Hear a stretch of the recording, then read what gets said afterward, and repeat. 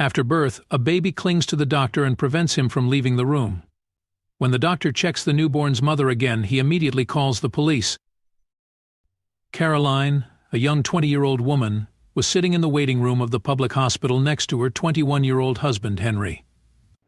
They were both waiting for their turn, surrounded by the typical hubbub of the place, mothers with small children, people waiting for news, and the distant sound of someone calling for a chart. The young man ran his hand gently over his wife's belly, which was already heavily pregnant. She smiled at him, a faint smile but full of meaning. After a few minutes they heard her name being called. They both got up and made their way to the doctor's office.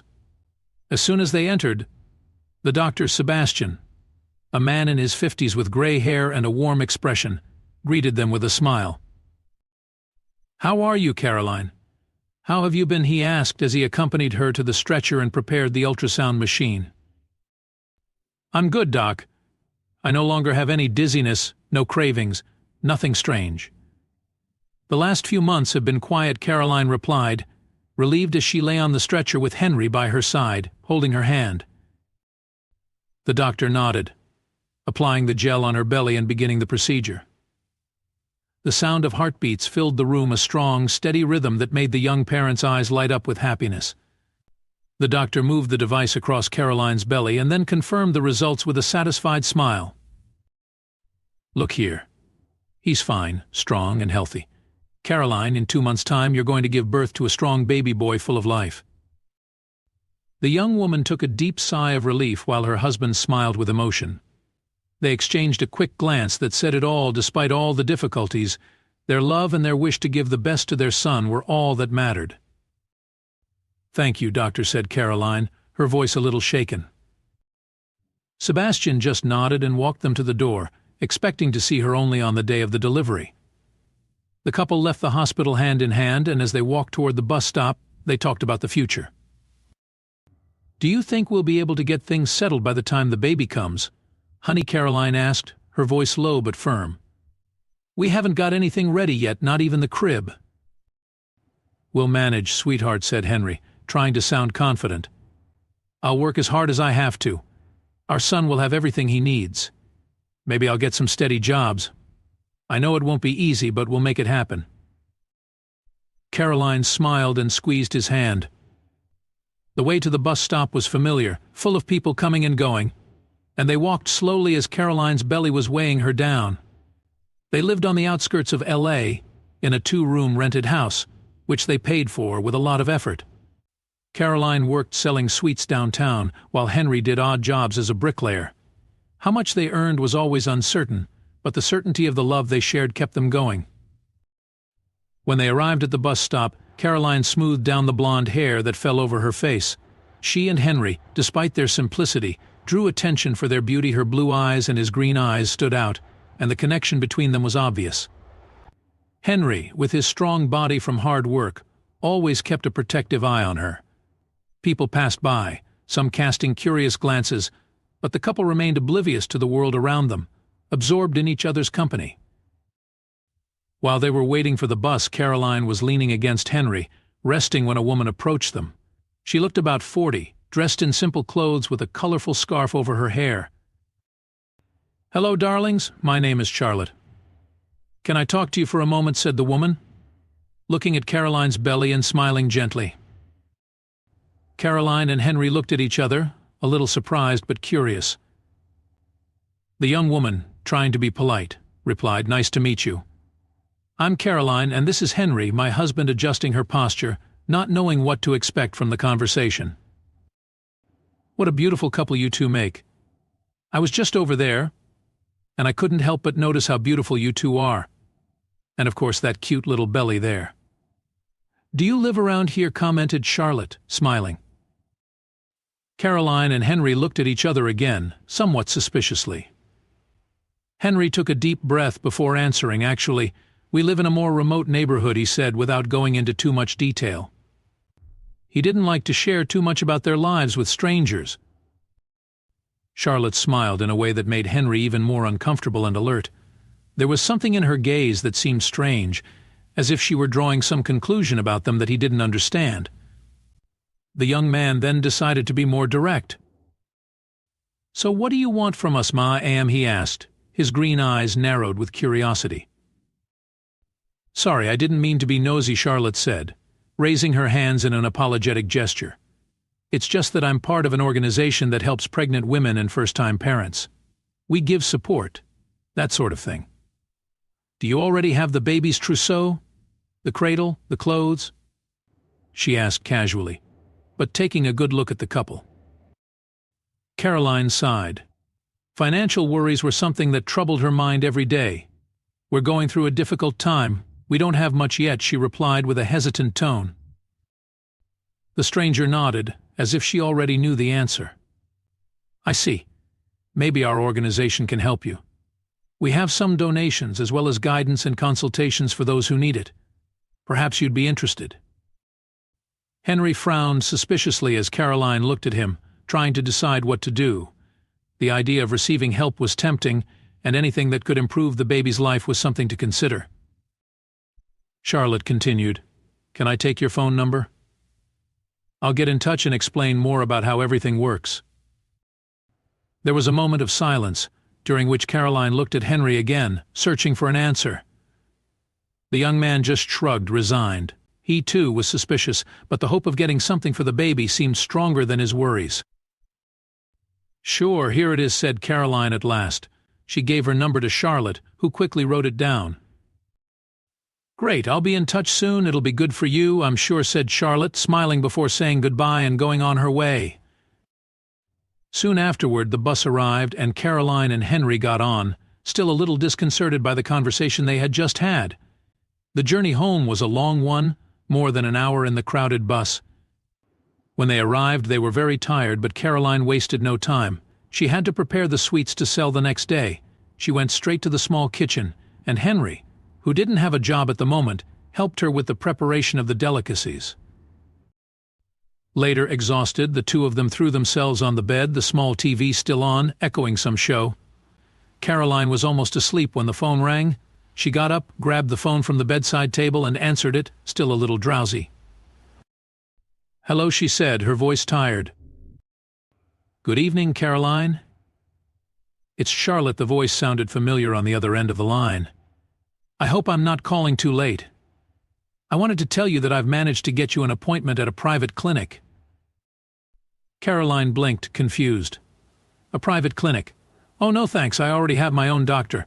I go to the public hospital. I even took my last ultrasound today. My baby is fine."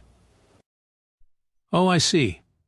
But this doctor is very renowned and is also part of our organization. She'll be able to certify that everything is fine with the baby, and from there we'll be able to help you and Henry in other ways." Caroline remained silent, hesitating. Something seemed a little off about the whole thing, but at the same time, there was a promise of help that she couldn't ignore. "I understand that it may be sudden, but please consider it. The address is Maple Street 320. If you can be there tomorrow at 9, that would be great." "Oh, and preferably alone. To make the appointment easier," insisted Charlotte. Caroline nodded slowly, although Charlotte couldn't see her. "Okay, I'll be there." After hanging up, Caroline looked at Henry, who was lying next to her, listening to everything. His face expressed the same doubt that Caroline felt. "She wants you to go alone?" asked Henry suspiciously. "Sounds very fishy, honey." "I know, love, but if it means some help for our son, I think it's worth a try." "Tomorrow we'll go together to check it out, okay?" said Caroline, trying to reassure her husband. Henry nodded, although worry was clear in his eyes. They were tired, and the future was always a hazy cloud, but that night there was hope, a new possibility, even if it was full of uncertainty. The next morning, Caroline and Henry woke up early. After a quick breakfast, they took another crowded bus to the address of the private clinic that Charlotte had told them about. The place was in an upscale area of the city, far from the suburbs they knew so well. When they got off the bus, Caroline held Henry's hand tightly, and they both looked around, a little unsure. When they arrived at the clinic, they were surprised. The place was very fancy, with impeccable decor, paintings decorating the walls, and a sparkling reception desk. It was obvious that the owners had a lot of money. However, something caught the couple's attention even more. The clinic was completely empty, almost deserted, except for the figure of a receptionist, a woman with a distant look and a forced smile. Caroline and Henry approached the counter. "Good morning, I have an appointment made by Charlotte," said the pregnant woman. The receptionist looked at her with that same fake smile and nodded. Of course, Caroline, right? Your appointment is scheduled here." She then looked at Henry with a silent analysis that made him frown. The young man didn't like the strange air of the place. The receptionist just asked, "And who are you, sir?" "I'm the baby's father," her husband replied Henry, his defensive tone evident. The receptionist looked at Caroline again, almost as if she were judging the situation, and then said, apparently surprised, "Didn't Charlotte tell you that you were supposed to come alone?" Henry immediately stiffened, a feeling of worry rising in his chest. "Why does she need to be alone?" he asked, his voice now higher. "Calm down, sir," said the receptionist, trying to remain calm. "It's only because this is strictly a women's clinic. Our aim is to create an environment where women feel more at ease without the presence of men. But you can wait here in reception, okay? As you can see. The place is empty because we work to precise timetables without queues or delays to provide a more personal experience." Henry looked suspicious, clearly not buying the explanation. He was about to say something more when a doctor appeared at the door to the hall, calling for the young woman. "Caroline, is that you?" said the doctor with a smile on her face. Henry tried to follow her, but the doctor held up one of her hands, gently blocking the way. "I'm sorry, but consultations are restricted to patients," said the doctor in a calm but firm tone. Caroline looked at Henry and, holding his hand, smiled a little. "Stay here, love. I'll be right back, I promise," she said, trying to calm him down. Reluctantly, Henry nodded, letting go of her hand. He watched as Caroline disappeared from sight along with the doctor. Time seemed to drag for the young man. He stood there, restless, looking at the white walls, the expensive paintings, and the receptionist, who avoided his gaze. Inside the doctor's office, she prepared to do an ultrasound. The room was sterile, and the light was cool. Caroline lay down on the gurney, and soon the sound of the baby's heartbeat filled the room, reassuring her a little. The doctor carried out all the procedures, checking that everything was normal. "You and the baby are doing very well," said the doctor, smiling at Caroline. After that, the doctor indicated that she would do a few more intimate checks to make sure that everything was in order. Caroline nodded, and while the test was being carried out, she felt a slight pinch. Startled, she looked at the doctor. "Oh, don't worry, it's normal," the doctor said, dispelling any doubts with a reassuring smile. In the end, Caroline got dressed again, and it was then that the doctor picked up 2 large bags from a corner of the office, which the pregnant woman had already noticed. "Charlotte told us about your situation, so we've prepared some things that might help," said the doctor, handing Caroline the bags, which looked very heavy. Caroline looked inside, and her eyes filled with tears. There were clothes, bottles, pacifiers, and diapers. It was much more than she had expected. It was almost like a dream. She could barely carry it all. Thank you so much," she said, overcome with emotion. The woman just smiled back. "It's a pleasure to help. Our organization always does what it can to support future mothers like you." The doctor helped Caroline out of the office, carrying the bags, and Henry, who was visibly distressed, waiting for her at the reception, soon saw her returning, laden with things. He stood up quickly, his eyes widening as he saw the amount of items. "Sweetheart, is all this for the baby?" he asked, surprised and thrilled. Caroline nodded and smiled with tearful eyes. Henry helped hold the bags, feeling an enormous sense of relief wash over him. Despite all his suspicions, there was proof that maybe this help was real. He and Caroline thanked both the doctor and the receptionist, who said goodbye with the same artificial smile and assured them that Charlotte would be in touch if they needed anything else.